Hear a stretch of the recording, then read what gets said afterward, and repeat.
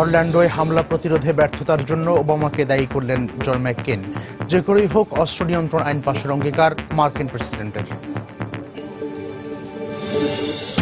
MP জো Cox নিহতের ঘটনায় Cameron সহ শীর্ষস্থানীয় ব্রিটিশ রাজনীতিকদের শোক।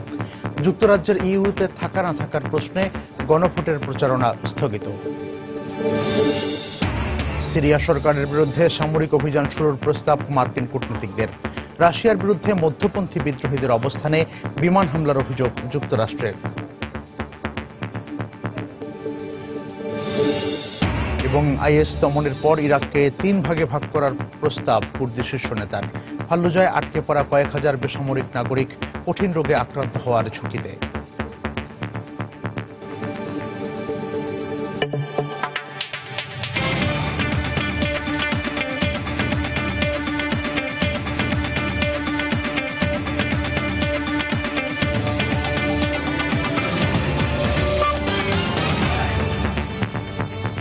আন্তর্জাতিক সময়ে সঙ্গে আছি আমি মিজানুর রহমান খবির। যুক্তরাষ্ট্রের অরল্যান্ডোর নাইট ক্লাবে হামলা প্রতিরোধে ব্যর্থতার জন্য প্রেসিডেন্ট বারাক ওবামাকে সরাসরি দায়ী করেছেন রিপাবলিকান সিনেটর জন ম্যাককেইন। সাংবাদিকদের সঙ্গে ফোন আলাপে এমন বক্তব্য দিলেও পরে টুইট বার্তায় ওবামার গৃহীত নীতিতে দোষারোপ করেন তিনি। এদিকে বৃহস্পতিবার অরল্যান্ডোতে গিয়ে নিহতদের প্রতি শ্রদ্ধা জানিয়ে ওবামা বলেন, রিপাবলিকান নিয়ন্ত্রিত কংগ্রেসের যে করেই হোক অস্ত্র নিয়ন্ত্রণ আইন পাশ করাবেন তিনি। পালস নাইট ক্লাবে হামলায় নিহতদের প্রতি সমবেদনা জানাতে ও আহতদের দেখতে বৃহস্পতিবার অরল্যান্ডোতে যান মার্কিন প্রেসিডেন্ট বারাক ওবামা। পরে নিহতদের স্মরণে অস্থায়ী বেদিতে ফুল দিয়ে শ্রদ্ধা জানান ও কিছুক্ষণ নীরবে দাঁড়িয়ে থাকেন তিনি। এ সময় ভাইস প্রেসিডেন্ট জো বাইডেন মার্কিন প্রেসিডেন্টের সঙ্গে ছিলেন। অরল্যান্ডো হামলায় আহতদের সঙ্গে দেখা করার পর দেয়া ভাষণে ওবামা আবারও অস্ত্র নিয়ন্ত্রণের গুরুত্ব তুলে ধরে বলেন, যুক্তরাষ্ট্রে অস্ত্র নিয়ন্ত্রণ ও গজিয়ে ওঠা উগ্রবাদ দমন করতে না পারলে এমন সহিংসতা বন্ধ করা যাবে না। এ সময় রিপাবলিকান নিয়ন্ত্রিত কংগ্রেসে অস্ত্র নিয়ন্ত্রণ আইন পাশ করাতে সর্বোচ্চ চেষ্টার অঙ্গীকার করেন ওবামা। যারা অস্ত্র নিয়ন্ত্রণের বিরুদ্ধে কথা বলেন, আমি তাদের অরল্যান্ডো হামলায় হতাহতদের পরিবারের সঙ্গে দেখা করতে বলবো। তাদের মানসিক অবস্থাটা বোঝার চেষ্টা করুন। সিনেটে অস্ত্র আইন নিয়ন্ত্রণের ব্যাপারে বিতর্ক হচ্ছে। রিপাবলিকান নিয়ন্ত্রিত সিনেটে এই আইন পাশ করাতে আমাকে অবশ্যই চ্যালেঞ্জ নিতে হবে। এদিকে অরল্যান্ডোর হামলা প্রতিরোধের ব্যর্থতার জন্য প্রেসিডেন্ট বারাক ওবামাকে সরাসরি দায়ী করেন Republican senator John McCain. Arizona থেকে সাংবাদিকদের সঙ্গে ফোনালাপে ম্যাককেইন বলেন, আল কায়েদার ব্যাপারে ওবামা সরকারের নীতি মধ্যপ্রাচ্যে আইএসের সৃষ্টি ও প্রসার ঘটিয়েছে। অরল্যান্ডো হামলায় জঙ্গিবাদ নির্মূলে ওবামার ব্যর্থ নীতির প্রভাব রয়েছে, তাই এ হামলার জন্য ওবামা সরাসরি দায়ী। আল কায়েদা ইরাক থেকে সিরিয়ায় গিয়ে আইএস নাম নিয়ে আধিপত্য বিস্তার করেছে। এখন তারা যুক্তরাষ্ট্রেও হামলা চালাচ্ছে। পরে এক টুইট বার্তায় তার বক্তব্য ভুলভাবে উপস্থাপন করা হয়েছে বলে জানান ম্যাককেইন। অরল্যান্ডো হামলার জন্য ব্যক্তি ওবামা নয়, বরং জঙ্গিবাদের বিরুদ্ধে তার গৃহীত নীতি দায়ী বলে জানান এই রিপাবলিকান সিনেটর। এদিকে অরল্যান্ডো হামলার জন্য ওবামার দুর্বল নেতৃত্বকে দায়ী করেছেন রিপাবলিকান দলের সম্ভাব্য প্রেসিডেন্ট পদপ্রার্থী ডোনাল্ড ট্রাম্প। বৃহস্পতিবার টেক্সাস অঙ্গরাজ্যের ডালাসে এক জনসভায় এমন মন্তব্য করেন ট্রাম্প। এদিকে 5 দিন পরও পালস নাইট ক্লাবে হামলার শোক কাটিয়ে উঠতে পারেনি অরল্যান্ডোবাসী। নিহতদের স্মরণে বৃহস্পতিবারও বিভিন্ন স্থানে চলে শ্রদ্ধা ও ভালোবাসার আয়োজন। গত রোববার ভোরে দক্ষিণ পূর্বাঞ্চলীয় রাজ্য ফ্লোরিডার অরল্যান্ডো শহরে পালস নামে সমকামীদের একটি নাইট ক্লাবে ঢুকে এলোপাতাড়ি গুলি চালিয়ে 49 জনকে হত্যা করে নিউ ইয়র্কে জন্ম নেয়া আফগান বংশোদ্ভূত ওমর মতিন। দেলোয়ার হোসেন, সময় সংবাদ। আন্তর্জাতিক জঙ্গি গোষ্ঠীর সঙ্গে অরল্যান্ডোর হামলাকারী ওমর মতিনের সরাসরি যোগাযোগের কোনো প্রমাণ পাওয়া যায়নি বলে জানিয়েছেন সিআইএ প্রধান জন ব্রেনান। বৃহস্পতিবার সিনেট ইন্টেলিজেন্স কমিটির শুনানিতে এই বিষয়ে সিআইএর তদন্তের অগ্রগতি তুলে ধরেন তিনি। ওমর মতিনের মতো অনেকেই কোনো জঙ্গি গোষ্ঠীর সঙ্গে সরাসরি যোগাযোগ না রাখলেও উগ্র মতবাদে বিশ্বাসী। এমন ব্যক্তিদের উপর গোয়েন্দা নজরদারি কিংবা দমন করা আসলেই কঠিন। ইরাক ও সিরিয়ায় আইএসের 18 থেকে 22,000 সক্রিয় যোদ্ধা সহ সারা পৃথিবীতে তাদের কয়েক লাখ মতাদর্শী রয়েছে। তারা বৈশ্বিক নিরাপত্তার জন্য হুমকি হয়ে দেখা দিয়েছে। তথ্য প্রযুক্তির ব্যবহার তাদের নেটওয়ার্ককে আরো সংঘবদ্ধ করছে। যুক্তরাজ্যের বিরোধী লেবার পার্টির এমপি জো কক্সের হত্যাকাণ্ডের ঘটনায় শোক জানিয়েছেন প্রধানমন্ত্রী ডেভিড ক্যামেরন সহ শীর্ষ রাজনৈতিক নেতারা। বৃহস্পতিবার দুপুরে উত্তর ইংল্যান্ডের নিজ নির্বাচনী এলাকায় এক দুর্বৃত্ত তাকে গুলি করে ও ছুরিকাঘাতে হত্যা করে। পরে পুলিশ সন্দেহভাজন হামলাকারীকে গ্রেফতার করলেও নাম গোপন রেখেছে। ইইউতে ব্রিটেনের থাকার পক্ষে অবস্থান নেওয়ার কারণে কক্সের উপর হামলা চালানো হয়েছে বলে ধারণা করা হচ্ছে। এ অবস্থায় 23 জুন যুক্তরাজ্যের ইইউতে থাকা না থাকার প্রশ্নে গণভোটের প্রচারণা স্থগিত করেছেন কর্তৃপক্ষ। ব্রিটেনের লেবার পার্টির এমপি জো কক্সের হত্যাকাণ্ডের ঘটনায় শোক জানাতে ইংল্যান্ডের ব্রিস্টল শহরে ফুল হাতে জড়ো হয় শিশুরা। এ সময় জাতীয় পতাকা অর্ধনমিত রাখার পাশাপাশি নৌকায় হুইসেলের ধ্বনিতে শ্রদ্ধা জানানো হয় প্রয়াত এই নেতার প্রতি। লন্ডনের পার্লামেন্ট স্কয়ারের সামনে মোমবাতি জ্বালিয়ে ও ফুল দিয়ে শ্রদ্ধা জানাতে আসেন সর্বস্তরের মানুষ। কানাডাও তাদের পার্লামেন্ট অধিবেশন শুরুর আগে কক্সের প্রতি শ্রদ্ধায় 1 মিনিট নীরবতা পালন করেন। এ ঘটনায় শোক জানানোর পাশাপাশি গভীর উদ্বেগ প্রকাশ করেছেন ব্রিটিশ প্রধানমন্ত্রী ডেভিড ক্যামেরন, লেবার পার্টির নেতা জেরেমি করবিন সহ শীর্ষ রাজনৈতিক নেতারা। আমি নিহতের স্বামী ব্রেন্ডন কক্স ও তার 2 সন্তানের প্রতি গভীর সমবেদনা জানাই। রাজনৈতিক অঙ্গনের উজ্জ্বল এক নক্ষত্র হারিয়েছি আমরা। কক্স সবসময় মানবাধিকার আর ন্যায় বিচারের পক্ষে প্রচার চালিয়েছেন। আমরা তার স্মৃতিকে বাঁচিয়ে রাখতে ঘৃণার বিরুদ্ধে লড়াই করে যাব। বৃহস্পতিবার দুপুরে নিজ নির্বাচনী এলাকা ব্রিস্টলে বৈঠকের প্রস্তুতি নেওয়ার সময় হামলার শিকার হন কক্স। স্থানীয় গ্রন্থাগারের কাছে এক হামলাকারী তাকে লক্ষ্য করে 3 বার গুলি ছুড়ে ও ছুরিকাঘাত করে পালিয়ে যায়। গুরুতর আহত অবস্থায় কক্সকে লিডস জেনারেল হাসপাতালে নিয়ে গেলে কর্তব্যরত চিকিৎসক তাকে মৃত ঘোষণা করেন। ওই ঘটনায় 77 বছর বয়সী এক ব্যক্তি সামান্য আহত হন। পরে পুলিশ হামলাকারী সন্দেহে 52 বছর বয়সী এক ব্যক্তিকে গ্রেফতার করলেও তার পরিচয় গোপন রেখেছে। তবে স্থানীয় গণমাধ্যম ওই ব্যক্তির নাম থমাস মেয়ার বলে জানায়। ঘটনাস্থলের কিছু দূর থেকে আমরা সন্দেহভাজন হামলাকারীকে গ্রেফতার করেছি। এ সময় তার কাছ থেকে আগ্নেয়াস্ত্র উদ্ধার করা হয়। হত্যাকাণ্ডে আর কেউ জড়িত নয় বলেই আমাদের ধারণা। হামলার সময় ওই ব্যক্তি ব্রিটেন ফার্স্ট বলে চিৎকার করলেও এই নামের কট্টর ডানপন্থী দলটি হামলায় তাদের সংশ্লিষ্টতার বিষয়টি অস্বীকার করেছে। দলটি ইউরোপীয় ইউনিয়ন থেকে ব্রিটেনে সরে আসার পক্ষে, যেখানে ইইউ এর সঙ্গে ব্রিটেনের থাকার পক্ষে জোরালো অবস্থানে ছিলেন কক্স। তবে জার্মান চ্যান্সেলর অ্যাঙ্গেলা মার্কেল বলেছেন ব্রেক্সিটের সঙ্গে এই হামলার কোনো যোগ নেই। 41 বছর বয়সী জো কক্স 2015 সালের সাধারণ নির্বাচনে ওয়েস্ট ইয়র্কশায়ারের ব্যাটলি ও স্পেনবরো আসন থেকে লেবার পার্টির এমপি নির্বাচিত হন। তিনি ব্রিটিশ পার্লামেন্টের সিরিয়া বিষয়ক পার্লামেন্টারি কমিটির সভাপতিও ছিলেন। 2008 সালে মার্কিন প্রেসিডেন্ট বারাক ওবামা নির্বাচনী প্রচারণায় অংশ নিয়েছিলেন তিনি। তার প্রতি শ্রদ্ধা জানাতে যুক্তরাজ্যের ইইউতে থাকা না থাকার প্রশ্নে 23 জুনের গণভোট নিয়ে প্রচারণা স্থগিত রাখার ঘোষণা দেওয়া হয়েছে। সঞ্জনা চৌধুরী, সময় সংবাদ। এই হত্যাকাণ্ডের পর বিস্তারিত জানতে আমরা কথা বলেছিলাম আমাদের যুক্তরাজ্য প্রতিনিধি শোয়েব কবিরের সঙ্গে। তিনি জানিয়েছেন ঘটনার বিস্তারিত। প্রায় 200 মাইল দূরে লিডস শহরে ব্রিস্টলের একটি লাইব্রেরির সামনে ব্রিটেনের লেবার দলীয় এমপি জো কক্সকে এক ব্যক্তি গুলি করেন। এতে আহত হয়ে তিনি রাস্তায় পড়ে যান। এরপর হামলাকারী আরো কাছে এসে আরো 2টি গুলি করেন এবং ছুরি দিয়ে আঘাত করেন। তবে পালিয়ে যাওয়ার সময় 52 বছর বয়সী এক আক্রমণকারীকে গ্রেপ্তার করেছে স্থানীয় পুলিশ। প্রত্যক্ষদর্শীরা বলছেন ঘটনার আগে জো কক্স এমপি এলাকাবাসীর সাথে কথা বলছিলেন। লাইব্রেরির বাইরে 2 জন লোকের ঝগড়া থামানোর সময় অতর্কিতভাবে এক ব্যক্তি গুলি করেন। গুরুতর আহত এমপিকে এয়ার অ্যাম্বুলেন্সে করে লিডস জেনারেল হাসপাতালে নিয়ে যাওয়া হয় এবং সেখানে তিনি মারা যান। তার উপর হামলার সময় অন্য এক ব্যক্তি সামান্য আহত হয়েছেন বলে জানা যায়। 41 বছর বয়সী 2 সন্তানের জননী কক্স এমপি 2015 সালে সাধারণ নির্বাচনে বিজয়ী হন। তিনি ব্রিটিশ পার্লামেন্টের সিরিয়ান বিষয়ক সংসদীয় কমিটির সভাপতি ছিলেন। ব্রিটিশ এই এমপির মৃত্যুতে ব্রিটিশ প্রধানমন্ত্রী ডেভিড ক্যামেরনের পাশাপাশি গভীর শোক প্রকাশ করেছেন লেবার পার্টির নেতা জেরেমি করবিন। তবে এই হত্যাকাণ্ডের ঘটনাস্থল বাংলাদেশের অধ্যুষিত পূর্ব লন্ডন থেকে প্রায় 200 মাইল দূরে হওয়ার কারণে বিস্তারিত তেমন কিছু জানা যায়নি। তবে আমাদের স্থানীয় যে 3 বাংলাদেশি এমপি আছেন তারাও শোক প্রকাশ করেছেন। ব্রিটেনের ইউরোপীয় ইউনিয়নে থাকা না থাকা নিয়ে অনুষ্ঠেয় গণভোটের আগ মুহূর্তে জোট থেকে দেশটির বের হয়ে যাওয়ার পক্ষে সমর্থন বাড়ছে। সবশেষ পরিচালিত 2টি জনমত জরিপে ইউরোপীয় ইউনিয়ন থেকে বেরিয়ে যাওয়ার পক্ষে মত দিয়েছেন বেশিরভাগ ব্রিটিশ। জনমত জরিপের এমন ফল প্রকাশের পর ব্রিটেন বের হয়ে গেলে ইউরোপীয় ইউনিয়নের টিকে থাকা নিয়ে শঙ্কা প্রকাশ করেছেন জোটের নেতারা। এদিকে ইউরোপীয় ইউনিয়নে থাকা না থাকা নিয়ে দ্বিধাবিভক্তি দেখা দিয়েছে ব্রিটিশ বিশেষজ্ঞদের মধ্যে। ব্রেক্সিট বিষয়ে 23 জুন গণভোটের 1 সপ্তাহ আগে আরেকটি জনমত জরিপ প্রকাশ করল ব্রিটেনের 2টি সংস্থা। প্রায় 53% ব্রিটিশ এখন ব্রিটেনকে ইউরোপীয় ইউনিয়নের বাইরে দেখতে চান বলে জানিয়েছে জনমত জরিপকারী এই দুটি সংস্থা। অন্যদিকে 47% মতামত এখনও ইউরোপীয় ইউনিয়নের পক্ষে। এর মাধ্যমে স্পষ্ট হয়ে যাচ্ছে বেশিরভাগ ব্রিটিশ এখন ইউরোপীয় ইউনিয়নে আর থাকতে চাইছেন না। এর আগে আরেকটি জনমত জরিপে অন্য 3টি সংস্থা জানিয়েছিল ব্রেক্সিটের পক্ষেই বেশিরভাগ জনগণের মত। এই জরিপের আরেকটি গুরুত্বপূর্ণ বিষয় হচ্ছে ব্রিটেনের বেশিরভাগ প্রবীণ চান ইউরোপীয় ইউনিয়নেই থাকুক ব্রিটেন, কিন্তু এর উল্টো মত দিয়েছেন দেশটির তরুণরা। তবে আইসিএম ও ইউগভ পরিচালিত দুইটি জরিপে দেখা যায় 11% ভোটার এখনো সিদ্ধান্ত নিতে পারেননি। এই সিদ্ধান্তহীন ভোটাররাই যুক্তরাষ্ট্রের চূড়ান্ত ভাগ্য নিয়ন্ত্রণ করবে বলে জানিয়েছেন বিশেষজ্ঞরা। যদি আমরা ফলাফলের দিকে তাকাই তবে দেখব বেশ কিছু বিস্ময়কর চিত্র এখানে উঠে এসেছে। 18 থেকে 34 বছর বয়স্ক ব্যক্তিরা ব্রেক্সিটের পক্ষেই মত দিয়েছেন।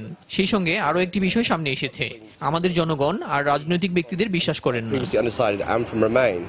এদিকে জনমত জরিপের এমন ফলাফল প্রকাশের সাথে সাথে ইউরোপীয় ইউনিয়নের টিকে থাকা সহ বিশ্ব স্থিতিশীলতা নিয়ে আশঙ্কা প্রকাশ করেছেন জোটের নেতারা। জোট থেকে ব্রিটেন বেরিয়ে গেলে পুরো বিশ্ব অনিশ্চয়তার মধ্যে পড়বে বলে মন্তব্য করেছেন ইউরোপীয় কমিশন প্রেসিডেন্ট জন-ক্লদ জাঙ্কার। ব্রিটেন ইউরোপীয় ইউনিয়ন ত্যাগ করলে ভয়ঙ্কর ব্যাপার হবে। পুরো বিশ্বকে এই বিষয়টিকে পাশ কাটাতে হবে। আমরা অনেক সমস্যার মধ্যে আছি, এমন কোন সমস্যায় আর পড়তে চাই না যা শুধু ক্ষতি ডেকে আনবে। আশা করি আমার ব্রিটিশ বন্ধুরা বিষয়টি বুঝবেন। এদিকে ব্রেক্সিটের কারণে বিশ্ব অর্থনীতির বাজার বড় ধরনের ক্ষতির সম্মুখীন হতে পারে বলে শঙ্কা প্রকাশ করেছে ব্রিটেনের কেন্দ্রীয় আর্থিক প্রতিষ্ঠান ব্যাংক অব ইংল্যান্ড। গত 2 মাসে দেশটির প্রায় 6,000 কোটি পাউন্ড বের হয়ে অন্য মুদ্রায় রূপান্তরিত হয়েছে, যা এর 6 মাস আগে ছিল মাত্র 200 কোটি পাউন্ড। অন্যদিকে ব্রিটিশ পাউন্ডের দামও এখন পড়তির দিকে বলে জানিয়েছে দেশটির গণমাধ্যম। শাশ্বত সত্য, সময় সংবাদ। সিরিয়া সরকারের পতনে দেশটিতে আসাদ বাহিনীর বিরুদ্ধে সামরিক অভিযান শুরুর প্রস্তাব দিয়েছেন মার্কিন কূটনীতিকরা। সিরিয়ার যুক্তরাষ্ট্রের বর্তমান নীতি আসাদ সরকারের পক্ষে যাচ্ছে উল্লেখ করে একটি স্মারকলিপিতে স্বাক্ষর করেন মার্কিন পররাষ্ট্র দপ্তরের অধীনে কর্মরত অর্ধশতাধিক কূটনীতিক। এর মধ্যে রাশিয়ার বিরুদ্ধে আবারও সিরিয়ায় মার্কিন সমর্থিত বিদ্রোহীদের অবস্থানে বিমান হামলা চালানোর অভিযোগ আনল যুক্তরাষ্ট্র। তবে সিরিয়া সহ বিশ্বের বিভিন্ন সংকট সমাধানে রুশ উদ্যোগের প্রশংসা করেছেন জাতিসংঘের মহাসচিব বান কি মুন। রাশিয়ার সেন্ট পিটার্সবার্গে ওয়ার্ল্ড ইকোনমিক ফোরামের পার্শ্ব বৈঠকে মিলিত হন রুশ প্রেসিডেন্ট ভ্লাদিমির পুতিন ও জাতিসংঘ মহাসচিব বান কি মুন। বৈঠকে সিরিয়া বিষয়ক বিশেষ দূত স্টাফান ডি মিস্চুরা সহ জাতিসংঘ কর্মকর্তারা উপস্থিত ছিলেন। সিরিয়া সহ বিভিন্ন সংকট সমাধানে রাশিয়া সক্রিয় ভূমিকা রাখছে বলে মন্তব্য করেন রুশ প্রেসিডেন্ট। নিরাপত্তা পরিষদের সব প্রস্তাবনা বাস্তবায়নে আমাদের পক্ষ থেকে প্রয়োজনীয় সহযোগিতা দেয়া হচ্ছে। আন্তর্জাতিক যে কোনো সমস্যা সমাধানে জাতিসংঘের প্রচেষ্টায় আমাদের সমর্থন অব্যাহত থাকবে। সিরিয়া ও ইউক্রেন সহ আন্তর্জাতিক বিভিন্ন সংকট সমাধানে রাশিয়ার ভূমিকার প্রশংসা করেন জাতিসংঘ মহাসচিব। বৈশ্বিক নিরাপত্তা রক্ষা সহ বিভিন্ন ইস্যুতে রুশ নেতৃবৃন্দের সঙ্গে কাজ করতে পেরে আমি গর্বিত। আন্তর্জাতিক শান্তি ও স্থিতিশীলতা রক্ষায় কাজ করতে গিয়ে রুশ সরকারের যথাযথ সহযোগিতা আমরা পেয়েছি। যুক্তরাষ্ট্র সফররত সৌদি আরবের ডেপুটি ক্রাউন প্রিন্স মোহাম্মদ বিন সালমানের সঙ্গে সিরিয়া সহ মধ্যপ্রাচ্যের বিভিন্ন বিষয়ে আলোচনা করেছেন মার্কিন প্রতিরক্ষা মন্ত্রী অ্যাশটন কার্টার। মার্কিন প্রেসিডেন্ট বারাক ওবামার সঙ্গেও দেখা করবেন মোহাম্মদ বিন সালমান। তাদের মধ্যে বৈঠকে আইএস দমন ও সিরিয়ার শান্তি প্রক্রিয়া নিয়ে আলোচনা হতে পারে বলে জানায় গণমাধ্যম। এর মধ্যেই সিরিয়ায় আসাদ সরকারের বিরুদ্ধে সামরিক অভিযান শুরু করতে মার্কিন সরকারের প্রতি আহ্বান জানালেন যুক্তরাষ্ট্রের পররাষ্ট্র দপ্তরের কর্মকর্তারা। সিরিয়া বিষয়ে কর্মরত 51 জন মার্কিন কূটনীতিক এ বিষয়ে একটি স্মারকলিপি পররাষ্ট্র দপ্তরে জমা দেন। আসাদ সরকারের বিরুদ্ধে এই মুহূর্তে কঠোর ব্যবস্থা না নিলে তারা বিরোধীদের সঙ্গে সমঝোতায় পৌঁছার গুরুত্ব অনুধাবন করতে পারবে না বলেও মন্তব্য করেন কূটনীতিকরা। এদিকে বৃহস্পতিবার রুশ বিমান সিরিয়ার দক্ষিণাঞ্চলে সরকার বিরোধী বিদ্রোহীদের অবস্থানে হামলা চালায় বলে অভিযোগ করেছে মার্কিন প্রতিরক্ষা দপ্তর। সেখানে মার্কিন সমর্থিত মধ্যপন্থী বিদ্রোহীরা আইএস বিরোধী অভিযান পরিচালনা করছিল বলে দাবি করেন একজন মার্কিন কমান্ডার। এর প্রতিবাদ জানিয়ে ভবিষ্যতে এ ধরনের ঘটনা এড়িয়ে চলতে মস্কোর প্রতি আহ্বান জানিয়েছে ওয়াশিংটন। তবে রাশিয়ার পক্ষ থেকে এই বিষয়ে এখনো কোনো প্রতিক্রিয়া দেখানো হয়নি। রিয়াদুল ইসলাম, সময় সংবাদ। জঙ্গি সংগঠন আইএস সিরিয়া ও ইরাকে ইয়াজিদি সম্প্রদায়ের বিরুদ্ধে গণহত্যা চালাচ্ছে বলে প্রতিবেদনে প্রকাশ করেছে জাতিসংঘ। গণহত্যা, অপহরণ, যৌন দাসত্ব ও অন্যান্য অপরাধের মধ্য দিয়ে আইএসও এই সংখ্যালঘু সম্প্রদায়টিকে ধ্বংস করে দেওয়ার চেষ্টা চালাচ্ছে বলে প্রতিবেদনে উল্লেখ করেছে জাতিসংঘের তদন্তকারীরা। প্রতিবেদন প্রকাশের পাশাপাশি বিশ্বের শক্তিধর দেশগুলোর কাছে আইএসের হাতে বন্দী অন্তত ৩,২০০ ইয়াজিদি নারী ও শিশুকে উদ্ধারের আহ্বান জানিয়েছেন তারা। এছাড়া আইএসের অপরাধের বিষয়টি বিচারের জন্য আন্তর্জাতিক অপরাধ আদালতে তোলারও আহ্বান জানানো হয়েছে।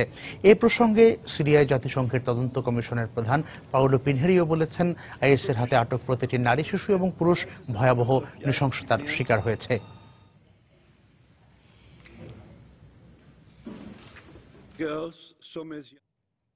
ইরাকের ফাল্লুজার আইএস নিয়ন্ত্রিত এলাকায় অবরুদ্ধ প্রায় 1.5 লক্ষ মানুষ জটিল রোগে আক্রান্ত হতে পারেন বলে আশঙ্কা প্রকাশ করেছে বিশ্ব স্বাস্থ্য সংস্থা।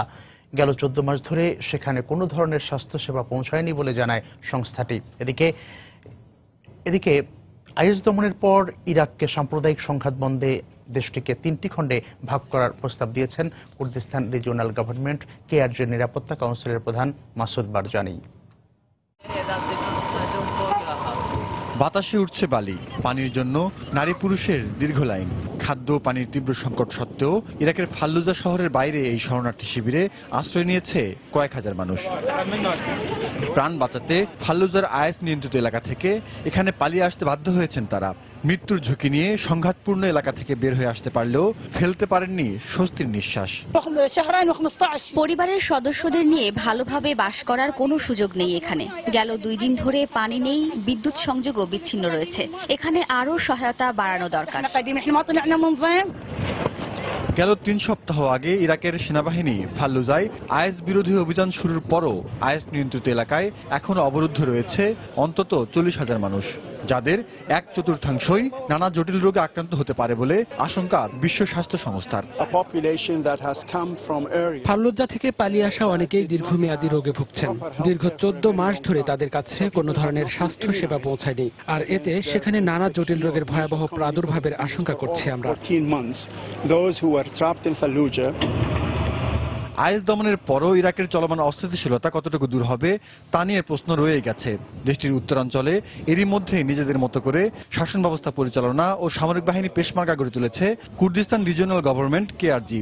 2013 সালে মার্কিন অভিযানে প্রেসিডেন্ট সাদ্দাম হোসেনের পতনের পর দেশটির শিয়াপন্থীরাও একই ধরনের কার্যক্রম পরিচালনা করছে। এমন অবস্থায় ইরাকের শিয়া, সুন্নি ও কুর্দি অধ্যুষিত এলাকাগুলো নিয়ে 3টি আলাদা রাজ্য গঠনের প্রস্তাব দিয়েছেন ইরাকের শীর্ষ কুর্দি নেতা মাসুদ বারজানি। সংবাদ সংস্থা রয়টার্সে দেয়া এক সাক্ষাৎকারে বারজানি বলেন, আইএস দমনের পর সাম্প্রদায়িক সহিংসতা বন্ধে ইরাককে 3টি আলাদা খণ্ডে ভাগ করা উচিত। এদিকে ইরাক সীমান্তে ইরানের রেভলিউশনারি গার্ড ইআরজির সঙ্গে সংঘর্ষে 12 কুর্দি বিদ্রোহী নিহত হয়েছে। নিহত কুর্দি বিদ্রোহীদের সঙ্গে সিরিয়ার কুর্দি বিদ্রোহী দল পিকেকের যোগসাজশ রয়েছে বলে দাবি করেছে ইরান। বুধবার রাতের এই সংঘর্ষে 3 সেনা সদস্য নিহত হয়েছে বলে জানিয়েছে ইরানের একটি সংবাদ সংস্থা।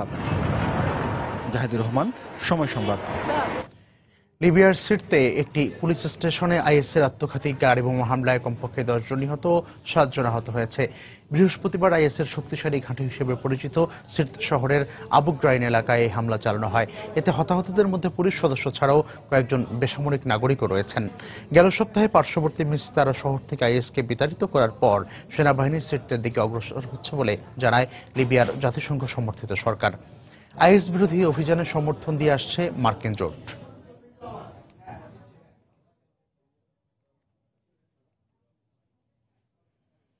আন্তর্জাতিক সময়ে আরো যা দেখবেন, মস্কোয় ফার্নিচারের দোকানে অগ্নিকাণ্ডে 3 জনের মৃত্যু। যুক্তরাষ্ট্রের নিউ মেক্সিকোয় ভয়াবহ দাবানল, সরিয়ে নেওয়া হল 2 শতাধিক অভিবাসীকে।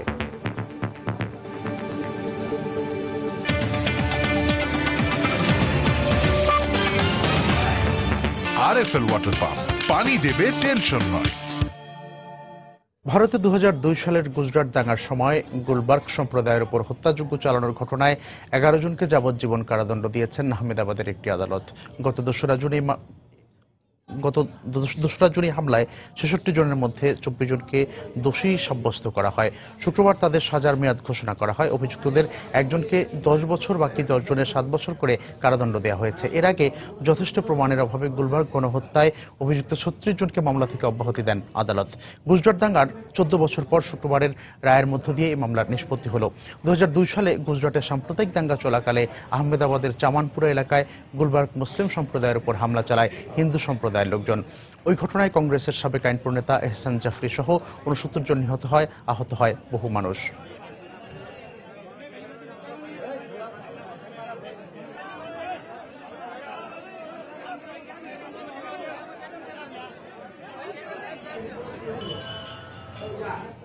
3 দিনের ভারত সফরের দ্বিতীয় দিনে শুক্রবার পররাষ্ট্রমন্ত্রী সুষমা স্বরাজ ও থাইল্যান্ডের প্রধানমন্ত্রী প্রায়ুত চান-ও-চার মধ্যে বৈঠক হয়েছে। এর আগে শুক্রবার সকালে নয়াদিল্লির রাষ্ট্রপতি ভবনে থাই প্রধানমন্ত্রীকে উষ্ণ সংবর্ধনা দেওয়া হয়। আজই প্রধানমন্ত্রী নরেন্দ্র মোদীর সঙ্গে থাই প্রধানমন্ত্রীর বৈঠকের কথা রয়েছে। বৈঠকে দ্বিপক্ষীয় সম্পর্ক উন্নয়ন ও বাণিজ্য বাড়াতে তাদের মধ্যে কয়েকটি সমঝোতা হতে পারে। এছাড়া প্রতিরক্ষা, বিনিয়োগ ও পর্যটন খাতের উন্নয়নে দুই প্রধানমন্ত্রী আলোচনা করবেন বলে আশা করা হচ্ছে। এর আগে বৃহস্পতিবার নয়াদিল্লি পৌঁছালে ভারত সরকারের প্রতিনিধিরা থাই প্রধানমন্ত্রীকে স্বাগত জানান। সিঙ্গাপুর, ইন্দোনেশিয়া ও মালয়েশিয়ার পর থাইল্যান্ডের সঙ্গে বেশি বাণিজ্য করে থাকে ভারত। শনিবার থাই প্রধানমন্ত্রী ভারতের পূর্বাঞ্চলীয় রাজ্য বিহারের বুদ্ধগয়া সফরে যাবেন। এরপরই এদিনই ভারত ছাড়ার কথা রয়েছে তার।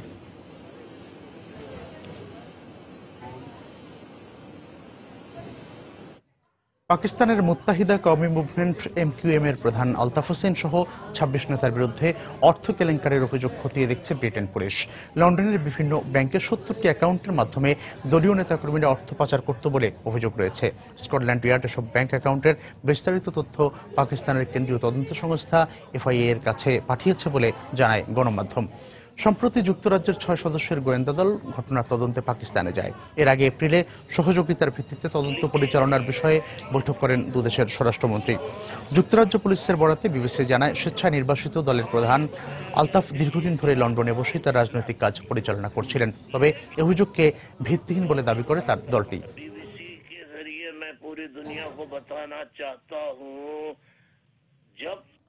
পাকিস্তান আফগানিস্তানের তোরখাম সীমান্তে আফগান বাহিনীর হামলার নিন্দা জানিয়ে বিক্ষোভ করেছে পাকিস্তানের বিভিন্ন ধর্মীয় ও রাজনৈতিক দলের সমর্থকরা। বৃহস্পতিবার পাকিস্তানের কাশ্মীরে মুজাফফরাবাদের রাস্তায় নেমে বিক্ষোভ করেন তারা। বিক্ষোভকারীরা অভিযোগ করেন, আফগান সেনারা পাক সেনাদের উপর আগ্রাসন চালিয়ে যাচ্ছে। এছাড়া ভবিষ্যতে এ ধরনের হামলা আবার চালানো হলে পাক সেনাদের সঙ্গে এক হয়ে পাল্টা হামলা চালানোর ঘোষণা দেন তারা। বুধবার বিতর্কিত তোরখাম সীমান্তে নিরাপত্তা ফটক বানাতে গেলে আফগান বাহিনী পাক সেনাদের উপর গুলিবর্ষণ করে। পরে পাক বাহিনীও পাল্টা হামলা চালায়।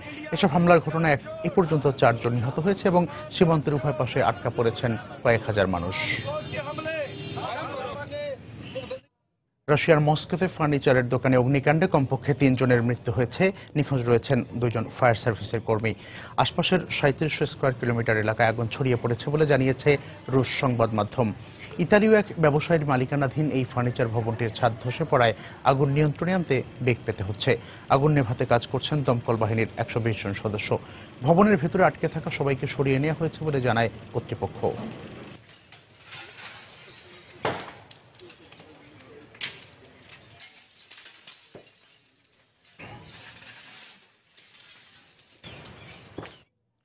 যুক্তরাষ্ট্রের নিউ মেক্সিকোতে ভয়াবহ দাবানল ছড়িয়ে পড়েছে।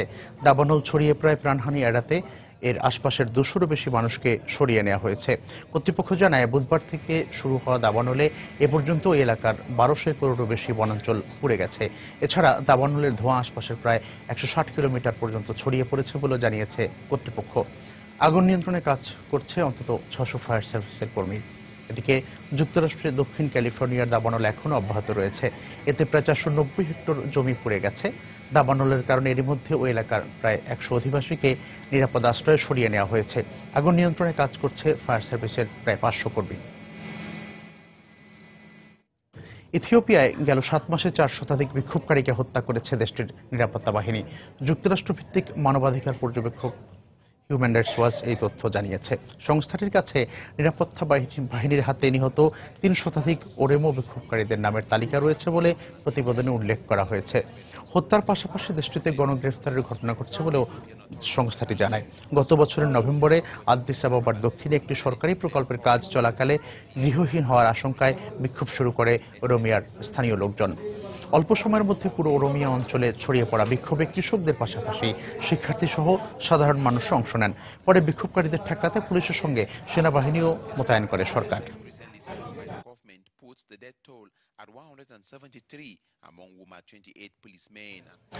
যুক্তরাষ্ট্রের আলবার্টা অঙ্গরাজ্যের ক্যালিগারি শহরের একটি হাসপাতালে দুর্বৃত্তের ছুরিকাঘাতে একজন নিহত ও বেশ কয়েকজন আহত হয়েছে।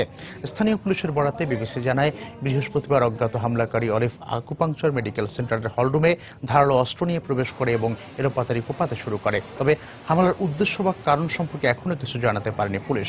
হামলাকারীকে ধরতে তদন্ত অব্যাহত রাখার কথাও জানান তারা। এদিকে ঘটনার পরপর রোগীদের সাক্ষাতের সময়সূচি পিছিয়ে দিয়েছে মেডিকেল কর্তৃপক্ষ। এছাড়া পুলিশ তদন্তের স্বার্থে ক্লিনিকটি ঘেরাও করেছে।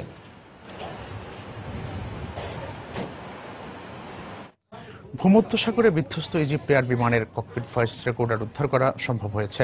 মিশরের গোয়েন্দা সংস্থার বরাতে স্থানীয় গণমাধ্যম জানায়, বিমানটির ব্ল্যাক বক্সটি নষ্ট হয়ে গেল, এর মেমোরি ইউনিটটি এখনো অক্ষত রয়েছে। সাগরের গভীর থেকে একটি উন্নত প্রযুক্তির রোবট নামিয়ে এই ভয়েস রেকর্ডার উদ্ধার করা হয়। গোয়েন্দা সংস্থা এক বিবৃতিতে জানায়, যে অংশটি উদ্ধার করা হয়েছে তা অত্যন্ত গুরুত্বপূর্ণ। রেকর্ডারটি থেকে তথ্য উদ্ধারে এটি মিশরের আলেকজান্দ্রিয়া পাঠানো হয়েছে বলেও তারা জানিয়েছে। এদিকে এই রেকর্ডার উদ্ধারের ফলে বিমান বিধ্বস্তের সঠিক কারণ জানা সম্ভব হবে বলে তারা দাবি করেছে। ইজিপ্ট এয়ারের এই বিমান বিধ্বস্তের ঘটনায় এখন পর্যন্ত কোনো জঙ্গি গোষ্ঠী দায় স্বীকার করেনি। প্রযুক্তিগত কোনো সমস্যার কারণে বিমানটি ভূপাতিত হয়ে থাকতে পারে বলে বিশেষজ্ঞরা ধারণা করছেন।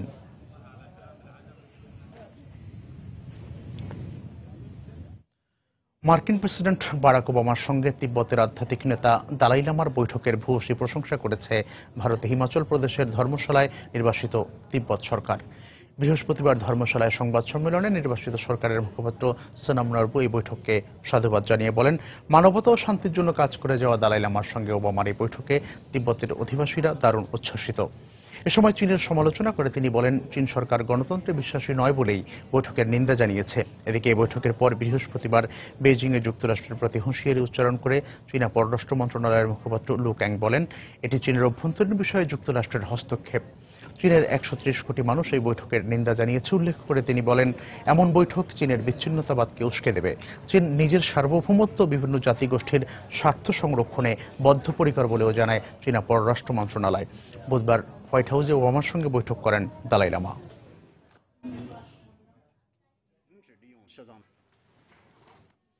মার্কিন প্রেসিডেন্ট নির্বাচনে ট্রাম্পকে পরাজিত করতে হিলারির প্রতি সহযোগিতা অব্যাহত রাখার ঘোষণা দিয়েছেন ডেমোক্র্যাট দলের মনোনয়ন প্রত্যাশী বার্নি স্যান্ডার্স। বৃহস্পতিবার সমর্থকদের উদ্দেশ্যে অনলাইনে দেওয়া ভাষণে দলীয় সম্মেলন পর্যন্ত নির্বাচনী প্রচারণা চালিয়ে যাওয়ার অঙ্গীকার করেন ভারমন্টের এই সিনেটর। ভাষণে তিনি বলেন, যুক্তরাষ্ট্রের সাধারণ মানুষকে ঘিরে বিভিন্ন পরিকল্পনা তুলে ধরতে এই প্রচারণা অব্যাহত রাখবেন তিনি।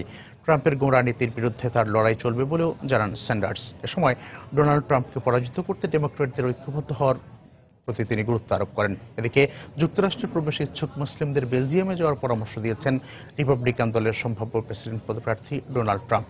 জর্জিয়ায় এক সমাবেশে বেলজিয়ামকে সুন্দর দেশ উল্লেখ করে অভিবাসন প্রত্যাশীদের উদ্দেশ্যে এমন বক্তব্য দেন তিনি। ট্রাম্পের বিরুদ্ধে থাকা একাধিক মামলার ব্যাপারে বৃহস্পতিবার ওয়াশিংটনের একটি আইনি প্রতিষ্ঠানে দেখা গেছে আবাসন ব্যবসায়ীকে।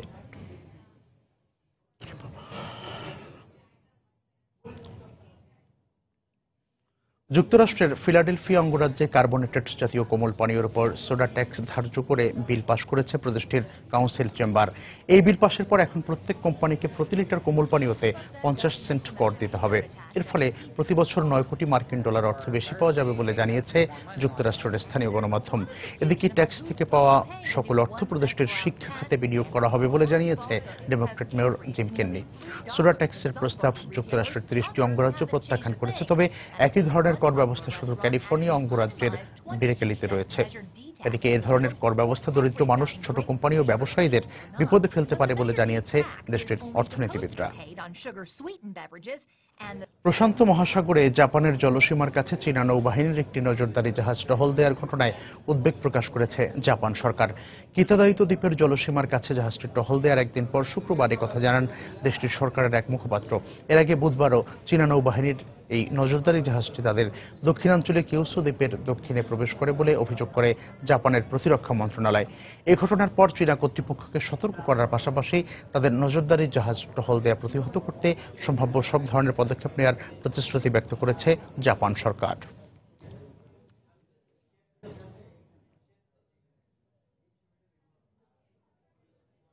পেট্রোবাস তেল কেলেঙ্কারির অভিযোগে ব্রাজিলের পর্যটন মন্ত্রী হেনরিক এদুয়ার্দো আলভেজ পদত্যাগ করেছেন। বর্তমান অন্তর্বর্তী পিএমডিবি সরকার থেকে এ নিয়ে 3 জন মন্ত্রী পদত্যাগ করলেন। প্রেসিডেন্ট মিশেল টেমার সহ 20 জন নেতার বিরুদ্ধে বুধবার দুর্নীতির অভিযোগের বিভিন্ন তথ্য প্রমাণ প্রকাশ করেন সুপ্রিম কোর্ট। রাষ্ট্রীয় তেল উৎপাদনকারী প্রতিষ্ঠান পেট্রোবাসের সাবেক নির্বাহী প্রধান সার্জিও মাচাদো তাদের বিরুদ্ধে এই অভিযোগ গঠন করেন। টেমার ও আলফেজ দুজনে নির্বাচনী প্রচারণার জন্য পেট্রোবাস থেকে অবৈধ উপায়ে বিপুল অঙ্কের অর্থ দাবি করেছিলেন বলে দাবি সার্জিওর। তবে অভিযোগ মিথ্যা ও ভিত্তিহীন বলে দাবি করেন টেমার ও আলফেজ। আলফেজ বলেন, নির্বাচন কমিশনের অনুমোদন ক্রমে তিনি নির্বাচনী প্রচারণায় সরকারি চ্যানেল ব্যবহার করেছেন। অস্ট্রেলিয়ার সিডনিতে উঁচু হারবার ব্রিজ বেয়ে ওঠার চেষ্টা করে এক ব্যক্তিকে গ্রেফতার করেছে পুলিশ। পুলিশ জানায়, শুক্রবার ওই ব্যক্তি ব্রিজ বেয়ে উপরে ওঠার পর লোকজন তাকে দেখতে ভিড় করেন। এরপর তাকে নিচে নামিয়ে আনতে ব্যস্ত হয়ে পড়ে ট্রাফিক পুলিশের কর্মীরা। এ সময় ব্রিজের সব ধরনের যান চলাচল বন্ধ করে দিয়ে ব্রিজ ও আশপাশের সড়কে দীর্ঘ যানজটের সৃষ্টি হয়। ওই ব্যক্তি সম্পর্কে বিস্তারিত কোনো তথ্য জানা যায়নি, তবে তিনি মানসিকভাবে সুস্থ কিনা তা পরীক্ষা করে দেখার জন্য গ্রেফতারের পর তাকে রয়্যাল নর্থ শোর হাসপাতালে নিয়ে যাওয়া হয়েছে বলে কর্তৃপক্ষ জানিয়েছে।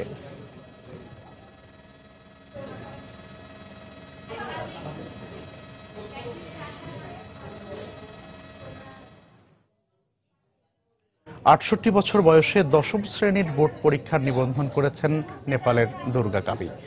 সহপাঠীদের সঙ্গে শিক্ষা কার্যক্রমে অংশ নিতে এতটুকু ক্লান্তি বা সংকোচ নেই নেপালের সবচেয়ে বয়স্ক এই শিক্ষার্থীর। মৃত্যুর আগে নিজেকে শিক্ষিত করে দলিত সম্প্রদায়ের মানুষের মাঝে জ্ঞানের আলো ছড়িয়ে দিতে চান দুর্গা কামি। 6 সন্তানের বাবা দুর্গা কামির নাতি নাতনির সংখ্যা 8। তাদের জন্য রান্না বান্নার পর তৈরি হচ্ছেন স্কুলে যাওয়ার শিক্ষা কার্যক্রমে। জীবনের নানা দুঃখ ও কষ্টের কথা ভুলে থাকতে বার্ধক্যে এসেও স্কুলে যাওয়ার সিদ্ধান্ত নেন দুর্গা কামি। দলিত সম্প্রদায়ের মানুষের প্রতি শ্রেণী বৈষম্যের তিক্ত অভিজ্ঞতা আমার রয়েছে। আমি দেখেছি তথাকথিত উচ্চবর্ণের মানুষেরা দলিত শিক্ষকদের বয়কট করতে সন্তানদের আদেশ দিতেন। তাদের পাঠদানকে অশুদ্ধ বলা হতো। এসবের প্রতিবাদেই আমি লেখাপড়া শিখতে এসেছি। তাকে পেয়ে আনন্দিত নাতি নাতনির বয়সী সহপাঠীরাও। দুর্গা কামির অধ্যবসায় আর শিক্ষানুরাগে গর্বিত শিক্ষক মন্ডলীও। বাবার বয়সী একজনকে স্কুলের ছাত্র হিসেবে পাওয়ায় আমার মধ্যে এক বিশেষ অনুভূতি কাজ করছে। তার সাহস, সংকল্প ও ভবিষ্যৎ পরিকল্পনা স্কুলের প্রধান শিক্ষক হিসেবে আমাকে গর্বিত ও আনন্দিত করছে। খুশি। বাড়িতে বিদ্যুৎ নেই, রাতে টর্চ লাইট জেলে স্কুলের পড়া তৈরি করেন। কাঠমান্ডু থেকে 250 কিলোমিটার পশ্চিমে সাংজা জেলার বাসিন্দা দুর্গা কামি আর্থিক টানাপোড়েনের মধ্যে সম্পন্ন করেছেন 10ম শ্রেণীর বোর্ড পরীক্ষার নিবন্ধন। জাহিদুর রহমান, সময় সংবাদ। অবশেষে আজ মুক্তি পাচ্ছে মুম্বাই চলচ্চিত্রের থ্রিলারধর্মী ছবি উড়তা পাঞ্জাব। গত সপ্তাহে মুম্বাইয়ের উচ্চ আদালত ছবিটিকে সেন্সর বোর্ডের ছাড়পত্র দেওয়ার পক্ষে রায় দিলে সব জটিলতার অবসান ঘটে। প্রথমে সেন্সর বোর্ড ছবির গুরুত্বপূর্ণ 13টি অংশ সরিয়ে ফেলার শর্ত দিলেও এবার শুধু একটি মাত্র অংশ ছাঁটাইয়ের নির্দেশ দেওয়া হয়েছে। ছবিটি এ ক্যাটাগরি অর্থাৎ প্রাপ্তবয়স্কদের ছবির সার্টিফিকেট সংগ্রহ করায় এতগুলো কাট প্রযোজ্য নয় বলে জানান আদালত। এদিকে সেন্সর বোর্ডের নিষেধাজ্ঞার পর অনলাইনে বিতর্কিত ছবিটি ভাইরাল হয়ে পড়লে এর পাইরেসি রোধে জোট প্রচারণায় নামে ছবির প্রযোজক সংস্থা ফ্যান্টম ফিল্মস। মাদক চোরাচালান বিষয়ক এই চলচ্চিত্রটি গত মাসে মুক্তির কথা থাকলেও পাঞ্জাবের বিধানসভা নির্বাচনকে সামনে রেখে সেন্সর বোর্ড তা আটকে দেয়। পরে ফ্যান্টম ফিল্মস সেন্সর বোর্ডের প্যানেলের বিরুদ্ধে মামলা করে।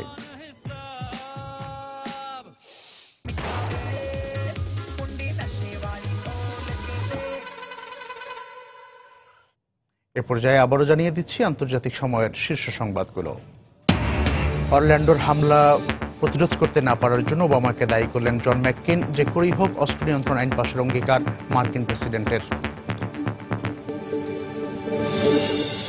এমপি জো কক্স নিহতের ঘটনায় ক্যামেরন সহ শীর্ষস্থানীয় ব্রিটিশ রাজনীতিকদের শোক। যুক্তরাজ্যের ইইউতে থাকা না থাকার প্রশ্নে গণভোটের প্রচারণা স্থগিত। সিরিয়া সরকারের বিরুদ্ধে সামরিক অভিযান শুরুর প্রস্তাব মার্কিন কূটনীতিকদের। রাশিয়ার বিরুদ্ধে মধ্যপন্থী বিদ্রোহীদের অবস্থানে বিমান হামলার অভিযোগ যুক্তরাষ্ট্রের।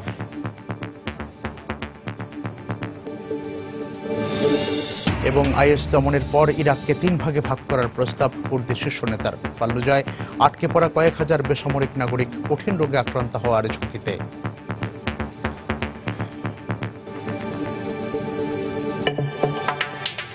এই ছিল আন্তর্জাতিক সময়ের যে কোনো খবর পেতে ভিজিট করুন সময় নিউজ.টিভি আর সঙ্গে থাকুন সময়ের।